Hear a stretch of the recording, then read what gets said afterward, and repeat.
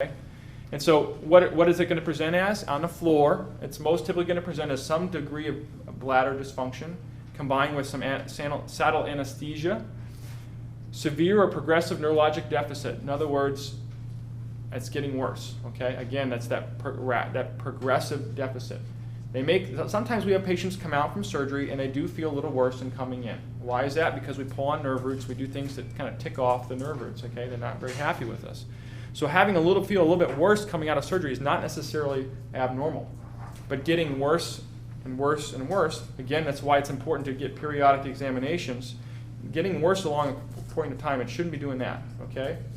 People come out and they may feel worse than coming in. That's okay. But if they keep getting worse and worse, that is not okay, and that's something that we need to know about. Okay? New or different numbness and tingling. Okay? In other words, I came in, and my arm was sore, and now always my right arm. Now it's my right and my left arm, and I feel like things are getting worse. Again, something's not quite right. Let us know about it. Increasing back pain despite medication. This would be more of a low back issue that we've had surgery. We expect more back pain maybe than coming in, but if its back pain is getting worse and worse and worse, and you're combining it with one or more of these other things, then that's something that could cause a concern. Again, one thing by itself may not say that, hey, this is a Calaquinas syndrome. You have to put it all together. But saddle anesthesia and bladder dysfunction, you got to watch that. So physical exam of the post-op spine patient. The main thing is you got to actually have to look at them, right? And so this picture is we use for scoliosis teaching and to tell our residents that, hey, you actually have to see the patient, with the gown off to pick up on things. Okay, so it's kind of a good point, I think, as well for nursing, is that if someone's got a complaint, things you're going to check. And you guys, I know, are very, very good. You're better than my residents at checking on patients. Okay, but the point here is just make sure you take a look at them. If they have any complaints, something doesn't seem right. Check that dressing. Check the area around the dressing. If the dressing is, let's talk about here, if the dressing is bleeding through the bleeding, strike through bleeding. If you're having to reinforce it a little bit, that's okay. But if you're continually having to reinforce the dressing and change the dressing, that's not okay. One of the common reasons I see bleeding coming through the incision, a lot of bleeding early on, is that the drain has stopped working. So one of the first things to check, if you notice that there's a lot of bleeding through the dressing, is to look at that drain.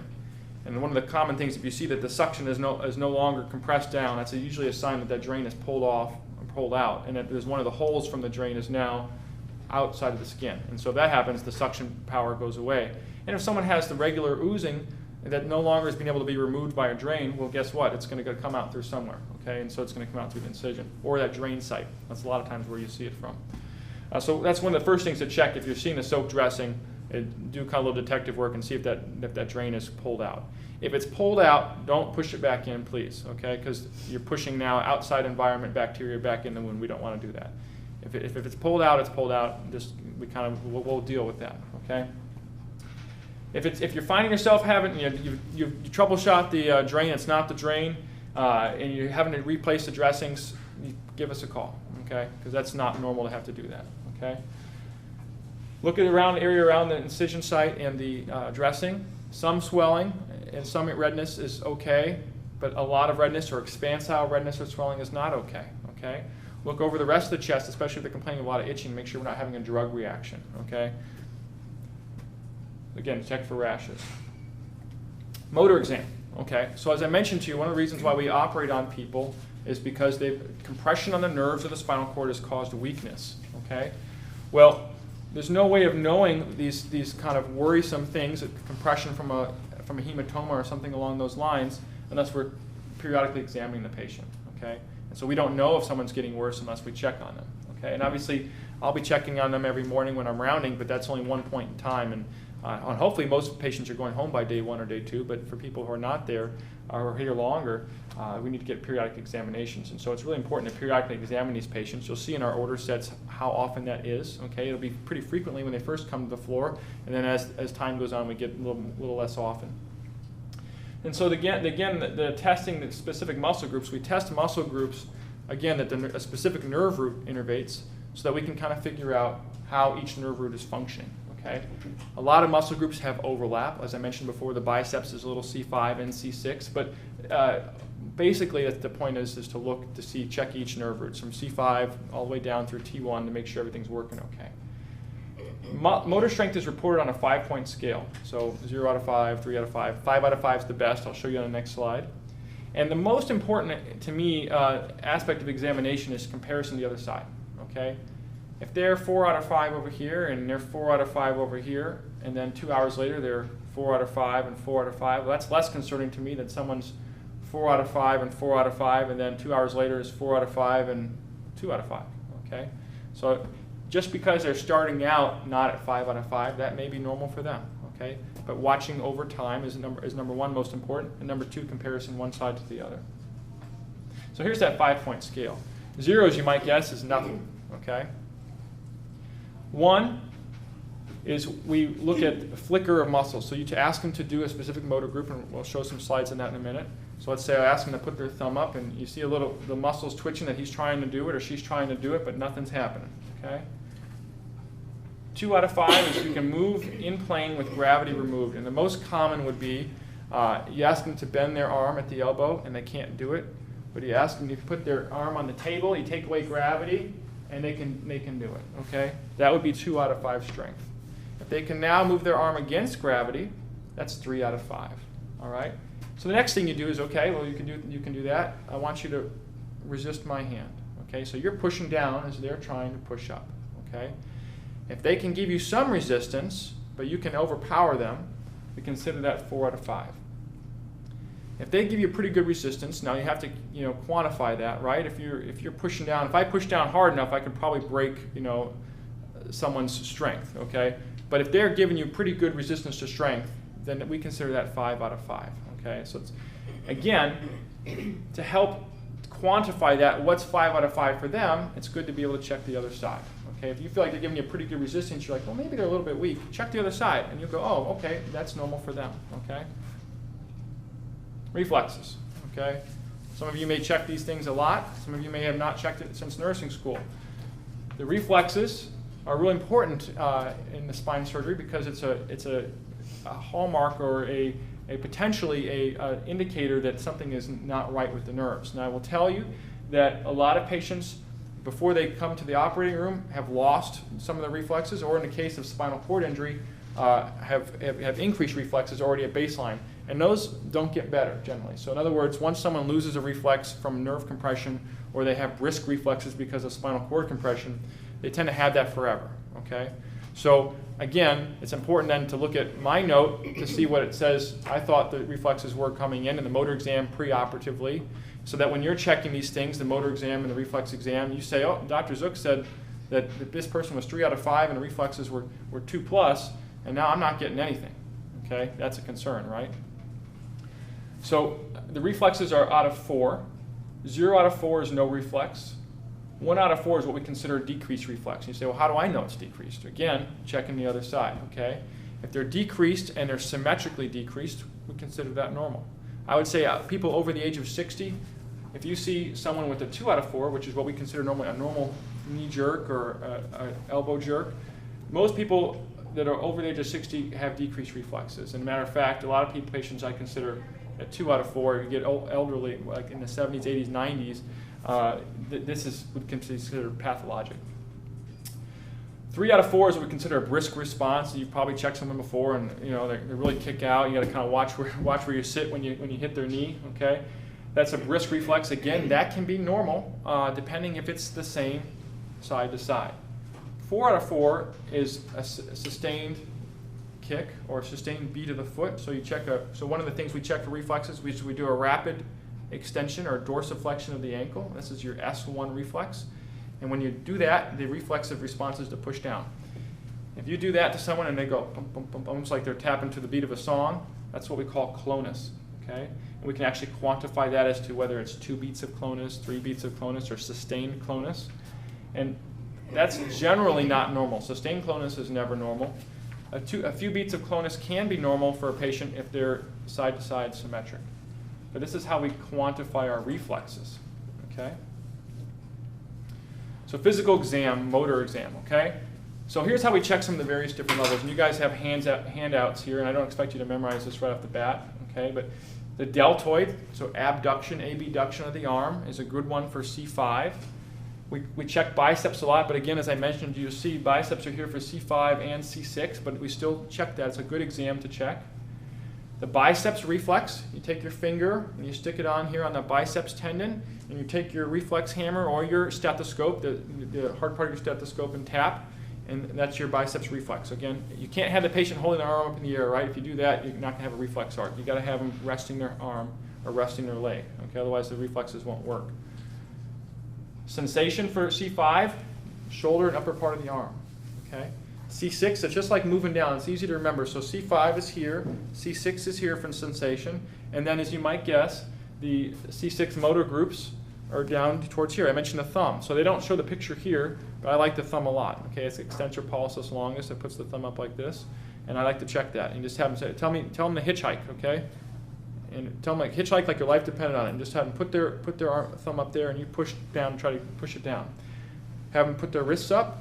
Again, I like to do these things at the same time as much as possible. So I put both thumbs up, both wrists back, both arms up, make a muscle, always at the same time, and I'm pulling both times, because that way I can kind of sense if one feels stronger than the other, okay? And that helps me determine if something's not quite right. C7, so we go C5 here, C6 here, C7 is your middle finger, and then getting down right here. So there's C7 right there. Your reflexes are, you can do a triceps reflex, which is right back here, or you can do a reflex right here. I have to show you guys, but there's a way you can tap right here and do a middle finger reflex. We call it the bird reflex, okay? You can check, and that's good for C7, or you can do triceps. Triceps is kind of tough to check. Again, you can't have them holding up their arms, and patients tend to want to hold up their arm for you every time you check it, so it's kind of tough to do that one. But C7 does your wrist flexors and your finger extension, okay? So kind of the old adage, we do C6 and C7, okay? So it's flexion of the wrist and extension of the hand, of the fingers. And so trying to push your fingers down, they need to keep them straight, is checking their finger extension. Wrist flexion, have them put their wrist down and resist you, okay? You don't have to do every single one of these. These are just a couple of the examples for each level. Again, sensations over the middle finger for C7. C8, there's no reflex, and you have got finger flexion, okay? So they have make a fist, and you can try to have them pull your fingers away. You can have them squeeze your hands, okay? And the interossei muscles, that's what makes your fingers do this and do this, are a little bit of C8 and T1, okay? And so what we do is we have them spread your fingers like this and keep them spread. Try not to let me push them together. And then put your fingers together and try not to let me spread them, okay? And that's checking C8 and T1. T1, as you show here, is getting to be sensation here. C8 is your forearm underneath here. This is a check that you may not find yourself really doing too often on postoperative patients, but it's the straight leg raise test. You've probably heard of it. It's to check for nerve root tension. Typically the L5 and S1 nerve roots is the only ones it really works that well on. It doesn't really work on upper lumbar nerve roots. But it's basically you raise their leg up, and if between 30 and 70 degrees of elevation, it reproduces their numbness and tingling down the leg, then we call that a positive test, or discomfort as well. And this is just an example here, a picture. You can check it with the patient seated or laying down. You really won't need to check this too often, but I wanted to kind of include this in here. This is kind of one of the examination techniques that we do in the office. And again, this is just demonstrating here between 30 and 70 degrees is where we consider a positive test. If they're getting pain all the way up here at 70 plus, that's just because they're reaching the limit of their flexibility. So again, Calaquinas Syndrome, we touched on it before. Pressure on the distal nerve roots below the level of the spinal cord. Pressure in the postoperative period is usually going to be from some kind of swelling, okay, so from blood probably. Could be from hardware, but hematoma would be the most common reason why we'd be getting it there. That's why I put drains in a lot of patients, because I want to keep blood people are going to bleed right after surgery, right? It makes sense. We're cutting on them, they're going to bleed. So we put a drain in there for that initial period until the bleeding slows down to get extra blood and get it away from the area of the nerve roots, okay? These nerve roots are responsible for, as I mentioned, for your leg, bowel, bladder, and sexual function. So on exam, if they're complaining of the bladder problems, it's probably a good idea to see if they can provide a sphincter tone on their bowels. So if you check them, and they don't have any sphincter tone on a rectal exam, that's not normal, okay? So I need to know about that, all right? Motor weakness, as we talked about, we had a 5 out of 5 at initial post-op visit documented, and now they're 4 out of 5 or 3 out of 5, and they're getting worse, and now they got more numbness. Again, this is something I need to know about, okay? Again, bladder retention early on. If they get to the point of they're losing bladder control, the horse is out of the barn, so to speak, and it's a major problem. If someone develops Calaquinas Syndrome, and we can catch that and get them to the operating room within 24 hours of them developing the symptoms, majority of patients will improve and have normal function again. If you get beyond 24 to 48 hours of symptoms, you can have permanent bowel, bladder, or sexual dysfunction. Okay? And that last one usually gets my male patients perked up and ready to pay attention to their symptoms. Because a lot of times, as a matter of fact, both patients I had that I've seen it at 3 years ago were outpatient patients. They were microdisc patients, and both of them had a trip and a fall, and they fell down. They had an event that they remembered that basically caused them to start bleeding inside again. And so patients need to be educated about these things as well. And I always educate them in the office before surgery, but it's good to talk to them about it on the floor too, because it may happen not while on your watch. It may happen after they go home. So again, how we'll present on the floor. Urinary retention, usually combined with some numbness or tingling in the groin, increasing pain that's not being controlled by medications, and a neurologic exam or motor exam is getting worse. Okay, so you can see I'm harping on this, because this is the one thing we don't want to miss. And thank goodness it doesn't happen very often at all, hardly ever. But it's like I said, it's that one time, and maybe you've heard me talk about it. You may see that a couple of years from now, or 6 months from now, or 6 weeks from now. Okay, and you'll know all about it. Okay, and again, what makes it tough is that new leg pain, maybe a little bit of weakness, numbness and tingling are going to be expected things from a procedure. So you have to be able to put it all together. Okay, and that's the difficult part sometimes. Okay, if a patient is voiding on their own, has no new unexpected motor deficits, then probably not a Calaquinas syndrome. So even though they may have a lot more back pain, new numbness and tingling, maybe even a little bit of tingling down in the groin, if they're voiding, no new motor deficits, probably something that I would still watch and periodically check them. Maybe instead of going every 3 hours or 4 hours to check them, maybe now it's every 1 for a little while to double check, but it's probably not a Calaquinas syndrome. Okay. Drain management. Okay, so now it's kind of the world according to Jason now a little bit. Okay. So the goal of the drain, as I mentioned, is to prevent the accumulation of too much fluid, something that could push on that spinal cord or push on those nerve roots. Okay. In the case of an anterior cervical procedure, the drain is not on the spinal cord; it's sitting on the front of the spine. And what I care about is blood compressing on your trachea. Okay, so people have actually, it's been reported people actually died from blood clots sitting on the trachea. Okay, so you'll see in my post-op order collections that not just for my cervical, but actually all my drain patients, that I want a suture removal kit to the bedside. Okay, I have residents that I've heard stories that on other patients, other people's patients have saved their life in the recovery room because they've had the suture removal kit at the bedside, and they've taken the sutures, cut them open, and opened up, taken that blood clot away. It's very rare. Thank goodness I've never seen it on any of my patients, but it can happen. Okay, and that day that it might happen, we want to be prepared for that. So we have that suture removal kit to the bedside. Okay. The drains we keep in for a certain amount of time, and there's some parameters I'll show you next, until we think it's reasonably safe to take it out, and that we won't have enough accumulation to cause a problem. This is a little bit where we call the voodoo comes in, because there's no rhyme or reason to putting drains. Some people don't put drains in at all. Okay, some surgeons don't, and that's not necessarily a wrong thing. Some people put drains in, they keep them in for days and days and days, and that's not necessarily a wrong thing either. So the problem with having a drain is that now I'm introducing something from the outside world. I have a collection canister outside the body, and I have a drain going inside the body. Well, as you might gather, that's a risk for infection. Okay. The problem of not having a drain is if I don't have something in there and someone starts bleeding a lot, guess what? I have no means of getting that blood off short of taking them back to the operating room. So you kind of have to weigh these pros and cons in each individual patient and decide when to take it out, when to put one in, etc. So that's kind of the art of medicine.